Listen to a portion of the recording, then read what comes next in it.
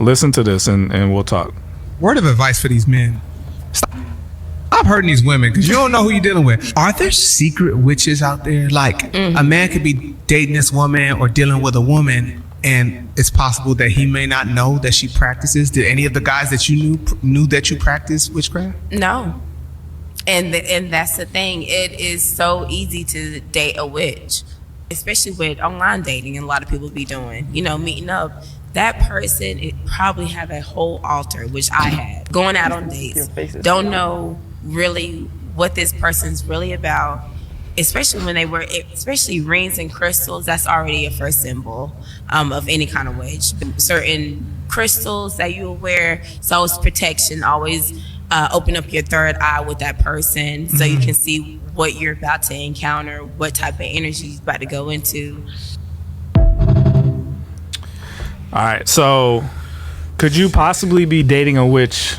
I ain't gonna lie, I already was thinking the dating pool had pee in it, but now you talking about you might be dating a witch or something like that, man. It just shows, man, you gotta be spirit led on everything. And I know sometimes, man, to some people it can sound like you over spiritualizing things or you just trying to be too deep, but when you hear something like this, it's real. You might actually there are real witches, and you might be dating one. This woman had you could be friends with one too. Actually real. This woman had a whole altar at the crib. Y'all going out to eat, you know what I'm saying? You chilling. You had no idea when she get home, she doing rituals and seances and all this kind of stuff. And you wondering why your life just start unraveling. Like you really gotta be praying and be led, man. I think, and some folks still subscribe to this method.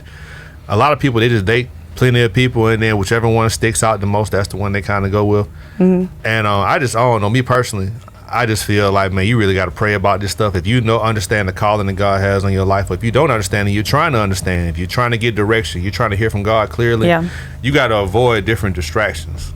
You got to avoid different things that are not beneficial in your life, because when you're just out here just going to and fro, you can run into a situation like this, and now you got a whole, you know what I'm saying, she doing seam solid beam at the crib, and you don't even know what's going on. Like, so now, just pray. Now, real talk, her story is very powerful. She was talking about how she would do love spells. She would do spells on dudes and like bring them back to me, and the dude would come back, and then, but he would never choose her though. He would never choose her, but she would control him, and that's what witchcraft is. It's control. It's very about control. I do think I think she gave y'all the warning signs. You know what I'm saying? She gave y'all the warning signs about what to look out for, and even and here's another thing, we gotta flip it because there's some warlocks out there too. That's fact. Yeah, there's some warlocks, dude. Wizard. Dude who at the house, he got an altar too. So guard your heart, ladies, single Christian ladies. Imagine you dating a wizard.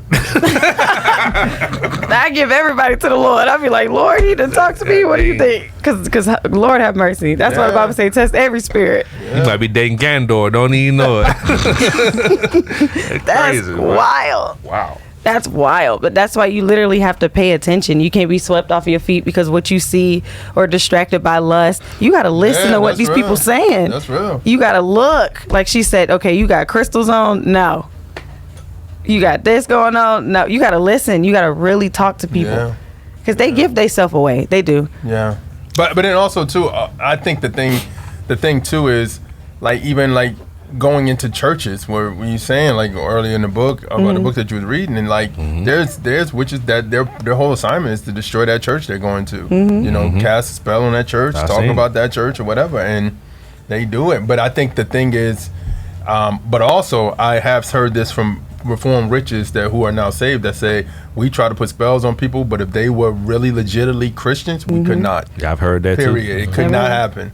So walk with the power of God, man, and you gotta live the life that you're talking about, like you said. For real. Yeah.